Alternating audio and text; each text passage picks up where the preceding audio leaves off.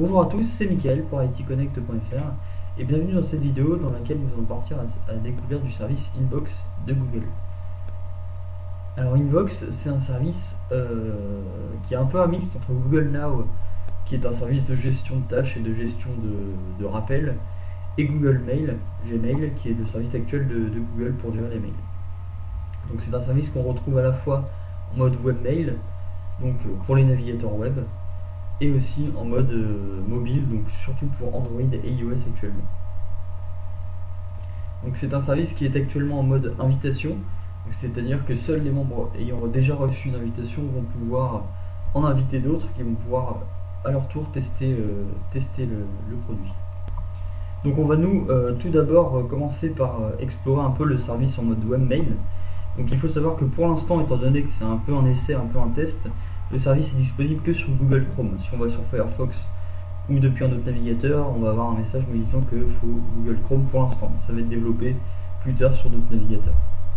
Donc voici la page d'accueil de Inbox. Donc on retrouve nos mails sur une interface qui est assez épurée, on retrouve un peu la présentation des réseaux sociaux en mode flux d'actualité, un peu comme Twitter. On retrouve nos différents mails. Donc ce qui est intéressant dans Inbox, c'est le fait qu'on puisse gérer ça assez rapidement avec différentes catégories, différents groupes et différents modes. Donc la première chose à savoir, parce que l'utilisation de Inbox est un peu déroutante au début, mais une fois qu'on s'y est habitué, on remarque que c'est plutôt bien pensé. Donc on retrouve la boîte de réception ici qui est en fait découpée en trois. La gestion des mails dans Inbox, on va retrouver un mode de gestion par tâche, si on peut dire. C'est-à-dire qu'on va avoir des mails qui sont non traités, qui est ceux qui apparaissent dans la boîte de réception, les mails qui sont en mode terminé, c'est-à-dire les mails qu'on a traités et dont on ne veut plus entendre parler, et les mails qu'on a mis en attente.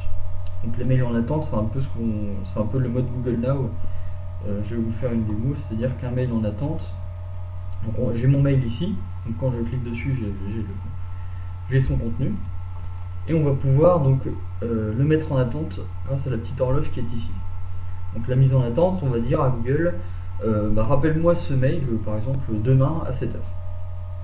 Donc on voit ici tous les éléments passés en attente s'affichent à nouveau dans la boîte de réception, mais dans la partie en attente. Donc si je vais ici, j'ai tous mes mails en attente.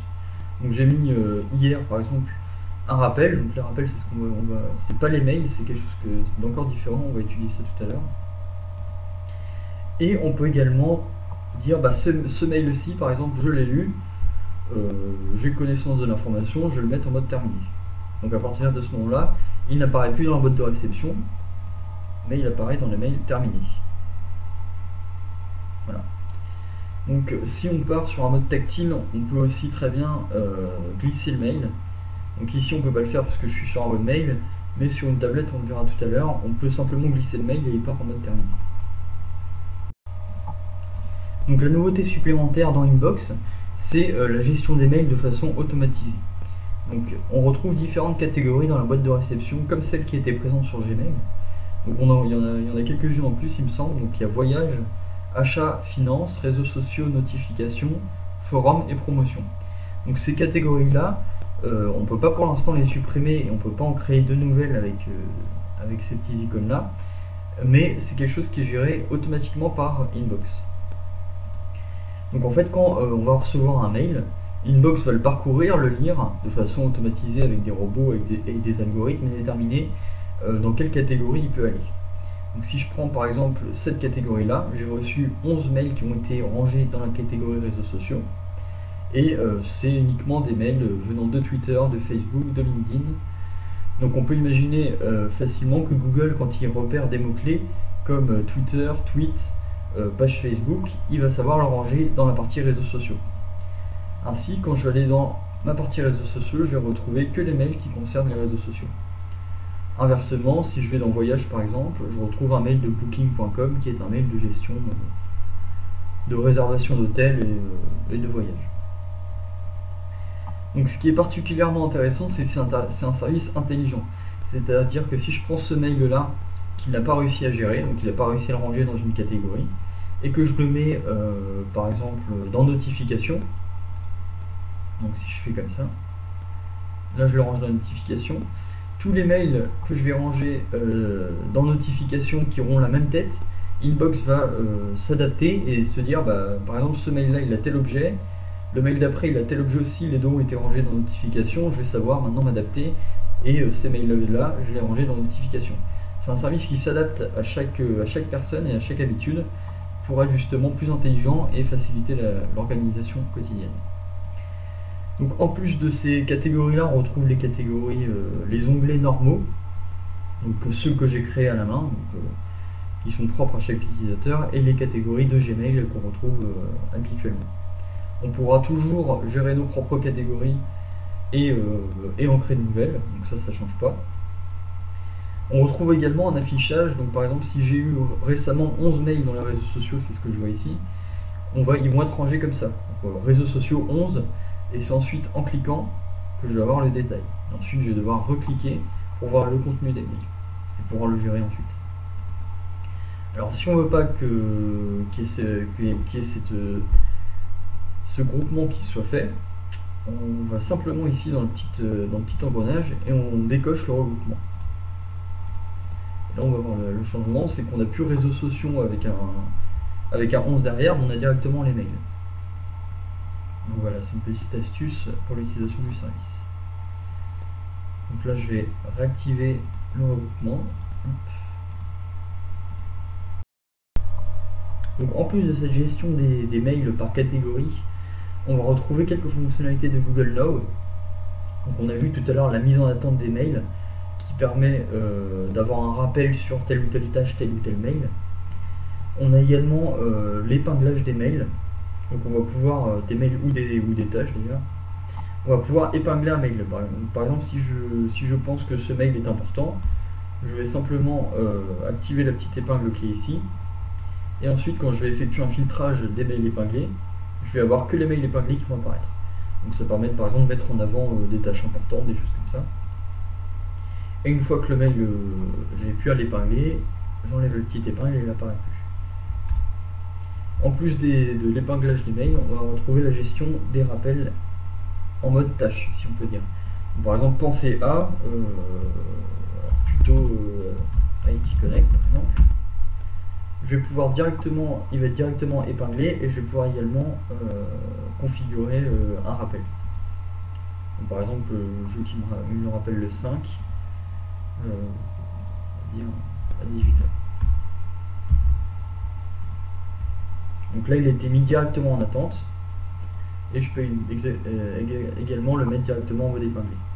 Donc là, on voit ma tâche, donc c'est pas un mail, c'est juste un rappel qui a été configuré.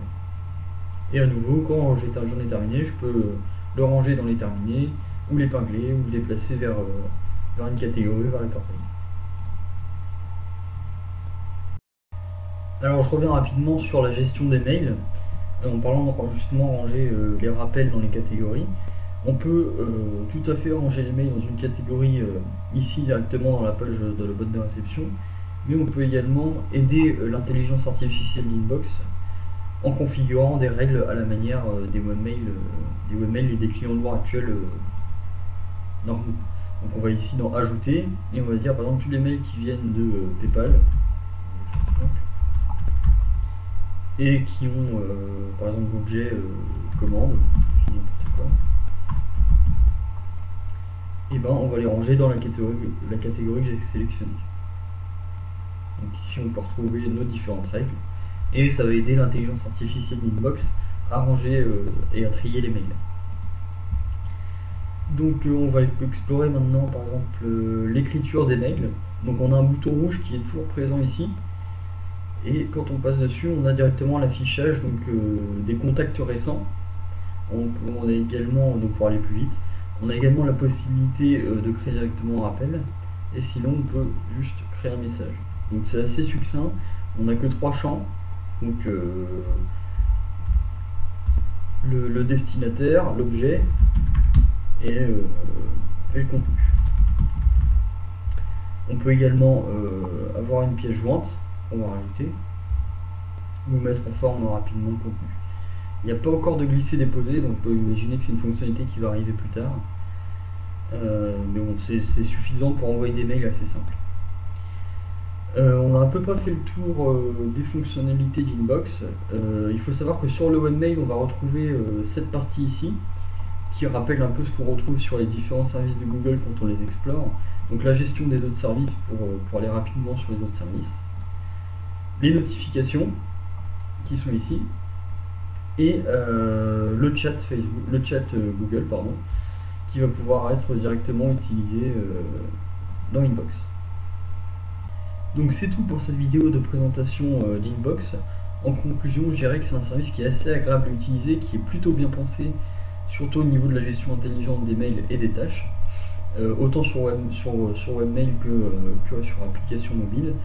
Il y a beaucoup de personnes qui se demandent si ça va être un service qui va être amené à remplacer totalement Gmail. Actuellement, il me semble que c'est pas du tout d'actualité, c'est surtout, pour l'instant il est en test.